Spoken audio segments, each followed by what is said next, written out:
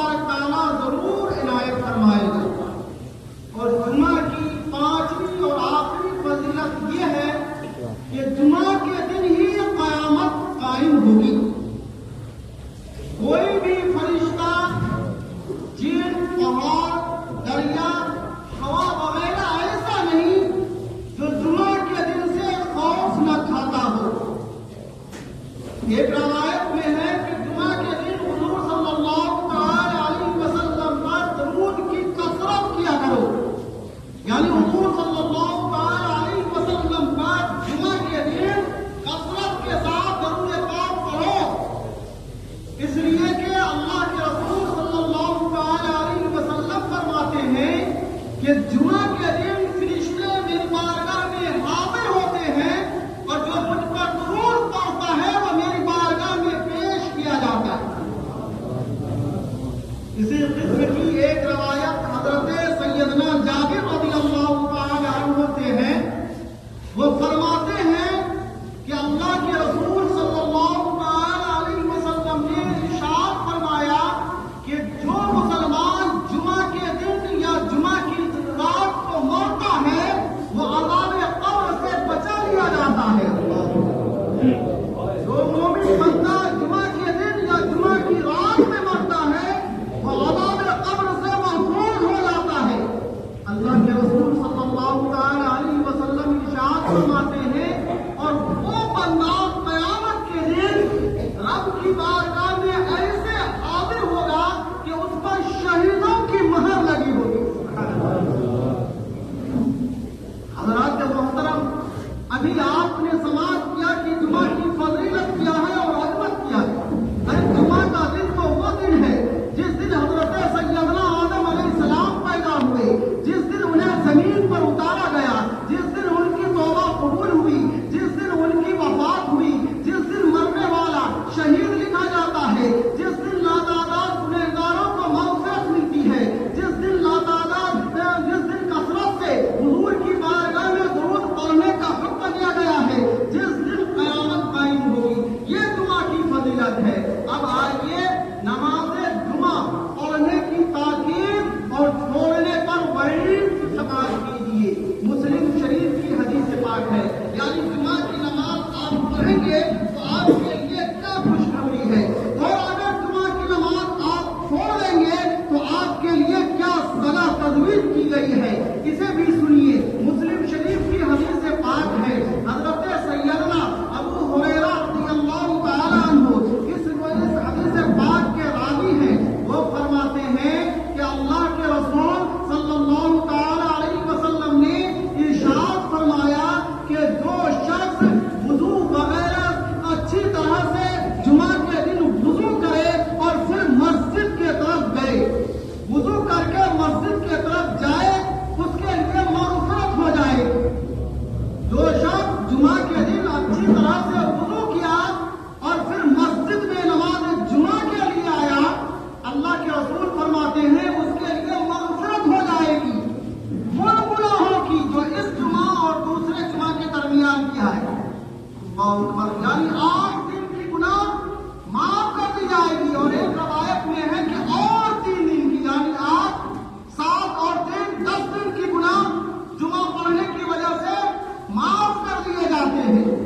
اللہ کے رسول صلی اللہ تعالی علیہ وسلم ارشاد فرماتے ہیں کہ اور جو کوئی مسلمان بندہ 3 جمعہ سستی کی وجہ سے، سستی کی بات ہو رہی ہے، 3 جمعہ سستی کی وجہ سے چھوڑ دے، ترک کر دے، اللہ تبارک تعالیٰ اس کے دل پر مہر لگا دیتا ہے۔ وہ شخص منافق ہے، اللہ تبارک تعالیٰ اس سے خفا ہے۔ ایک دوسری روایت میں ہے کہ اللہ کے رسول صلی اللہ تعالی علیہ وسلم نے ارشاد فرمایا کہ جو شخص 3 جمعہ پیدل پہ، یعنی لگاتار 1، 2، 3 لگاتار، جو شخص 3 جمعہ پیدل پہ چھوڑ دے، اس نے اسلام کو پیٹ پیچھے پھینک دیا۔ اللہ کے رسول فرماتے ہیں کہ جو مسلمان 3 جمعہ لگاتار چھوڑ دے، اس نے اسلام کو پیٹ پیچھے پھینک دیا۔ اللہ کے رسول صلی اللہ تعالی علیہ وسلم نے ارشاد فرمایا کہ میں نے قصد کیا کہ میں یعنی ارادہ کیا میں کسی کو نماز جمعہ پڑھانے کا حکم دوں اور میں باہر رہوں اور پھر دیکھوں کہ جو نماز جمعہ سے پیچھے رہ جاتے ہیں میں ان کے گھروں میں آگ لگاؤں۔ اللہ اکبر! اندازہ کیجیے، جب رحمت دو عالم صلی اللہ تعالی علیہ وسلم جو رحمت للعالمین سارے عالم کے لیے رحمت ہے، وہ جمعہ چھوڑنے والے پر اس قدر غضبناک ہیں، اس قدر غصہ کر رہے ہیں، تو قہار و جبار یعنی پروردگار عالم کے غصے کا، غضب کا کیا عالم ہوگا، اس کا اندازہ آپ خود لگا سکتے ہیں۔ اللہ کے رسول صلی اللہ تعالی علیہ وسلم इरशाद फरमाते हैं कि जो शख्स वुजू गुस्ल वगैरह से फारिग होकर अव्वल ही साथ में पहले साथ में नमाज जुमा के लिए मस्जिद में आया, वो सवाब के एतबार से ऐसा होगा कि गोया उसने अल्लाह के राह में एक ऊंट की कुर्बानी की। जो शख्स गुस्ल वगैरह से फारिग होकर मस्जिद में पहले साथ में हाजिर हुआ, वो सवाब के एतबार से ऐसा होगा कि गोया उसने अल्लाह के राह में एक ऊंट की कुर्बानी की। अल्लाह के रसूल फरमाते हैं, और जो दूसरी साथ में हाजिर हुआ वो ऐसा है गोया उसने अल्लाह के राह में एक गाय की कुर्बानी की। और जो तीसरी साथ में हाजिर हुआ वो ऐसा है गोया उसने अल्लाह के राह में एक दुम्बा की कुर्बानी की। और जो चौथे साथ में हाजिर हुआ वो ऐसा है गोया उसने अल्लाह के राह में एक मुर्गी खर्च किया। और जो पांचवी साथ में हाजिर हुआ वो ऐसा है गोया उसने अल्लाह के राह में एक अंडा खर्च किया। अल्लाह के रसूल फरमाते हैं, फिर जब इमाम खुतबे के लिए निकलते हैं तो फरिश्ते अपने दफ्तर को समेट कर जिक्र सुनने लगते हैं। मेरे दोस्तों, अल्लाह के रसूल सल्लल्लाहु तआला अलैहि वसल्लम ने इरशाद फरमाया कि जब भी जुमा का दिन होता है तो फरिश्ते अपने रजिस्टर वगैरह को लेकर मस्जिद के दरवाजे पर खड़े हो जाते हैं। फिर हर हाजिर होने वाले का नाम अपने रजिस्टर में लिखते रहते हैं, पहले आने वाला, फिर बाद में आने वाला, फिर बाद में आने वाला, फिर बाद में आने वाला, वही सवाब जो अभी मैंने आपके सामने बयान किया। अल्लाह के रसूल फरमाते हैं कि जब इमाम खुतबे के लिए निकलते हैं तो फरिश्ते अपने दफ्तर को समेट लेते हैं और मस्जिद के दरवाजे से अंदर आ जाते हैं और जिक्र सुनने लगते हैं। फिर हाजिर होने वाले का नाम फरिश्तों के दफ्तर में नहीं होता। इसलिए हम और आपको चाहिए कि हम अव्वल ही साथ में वुजू गुस्ल वगैरह जरूरियात से फारिग होकर पहली ही साथ में नमाज जुमा के लिए मस्जिद में हाजिर होकर फरिश्तों की दफ्तर में अपना नाम अव्वलीन सफ़हात पर दर्ज करा के और अपने आमाल को नेकियों से पुर करके खुशरूदी रहमान का सामान पैदा करें। इसलिए कि हदीस पाक की एक रवायत हजरत सैयदना अबू बकर सिद्दीक रज़ियल्लाहु ताला अन्हु से है। वो फरमाते हैं कि अल्लाह के रसूल सल्लल्लाहु ताला अलैहि वसल्लम ने इरशाद फरमाया कि जो शख्स जुमा के दिन नहाता है, अल्लाह तबारक ताला उसके तमाम गुनाहों को और खताओं को मिटा देता है। और वो जब मस्जिद की तरफ नमाज जुमा के लिए चलना शुरू करता है तो उसके हर कदम पे 20 साल के हर कदम पे 20 नेकियां लिखी जाती हैं।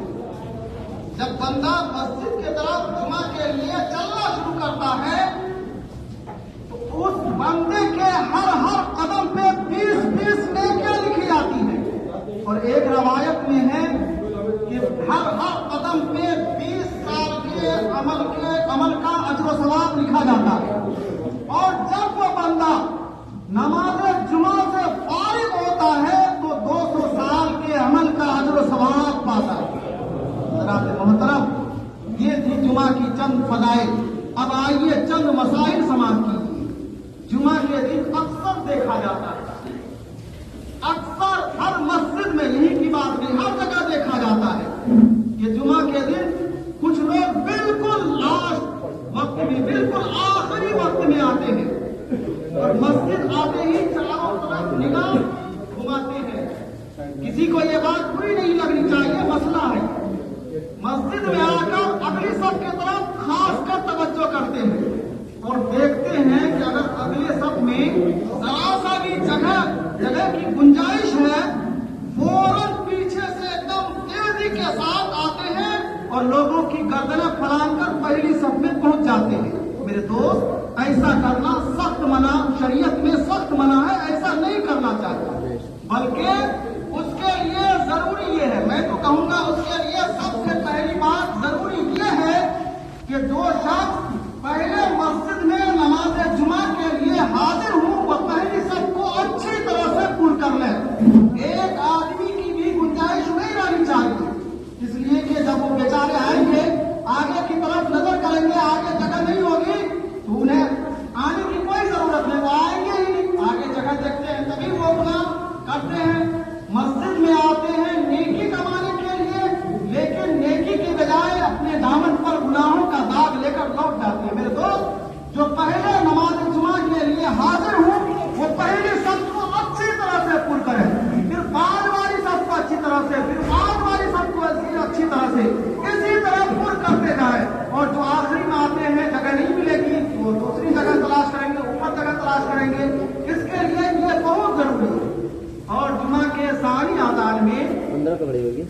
جب ثانی آذان ہوتی ہے، دوسری آذان ہوتی ہے، تو اس وقت آذان کا جواب بلند آواز سے نہیں دینا اور نہ ہی آذان میں حضور صلی اللہ تعالی علیہ وسلم کا نام نامی سن کر انگوٹھا چومنا ہے اور نہ ہی بلند آواز سے درود شریف پڑھنے کا حکم ہے، اس لیے کہ وہاں پر سکوت فرض ہے۔ بالکل خاموشی کے ساتھ، اطمینان و سکون کے ساتھ خطبہ کو سنیں، ادھر ادھر کی باتیں، ادھر ادھر تاکنا جھانکنا بالکل نہیں، اس لیے کہ وہیں سے عبادت شمار ہونے لگتی ہے، عبادت کی گنتی وہیں سے ہونے لگتی ہے۔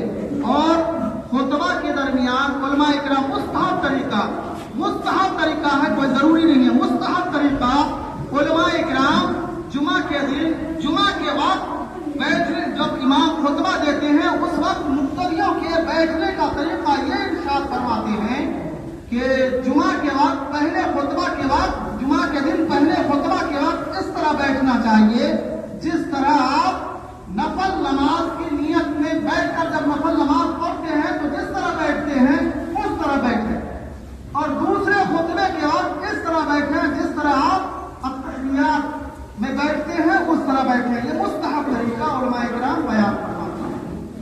حضرت ابن عمر رضی اللہ تعالی عنہ روایت بیان کرتے ہیں کہ اللہ کے رسول صلی اللہ تعالی علیہ وسلم نے ارشاد فرمایا، یہ مسئلہ ہے، اللہ کے رسول صلی اللہ تعالی علیہ وسلم نے ارشاد فرمایا کہ جس شخص کو مسجد میں جمعہ کے دن نیند آئے، اونگ آئے، اسے چاہیے کہ اپنی جگہ کو تبدیل کر دے، بدل لے اپنی جگہ۔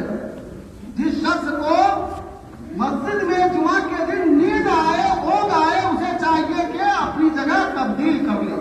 حضرت سمرہ بن جندب رضی اللہ تعالی عنہ روایت بیان کرتے ہیں کہ اللہ کے رسول صلی اللہ تعالی علیہ وسلم نے ارشاد فرمایا کہ دو شخص بغیر عذر شرعی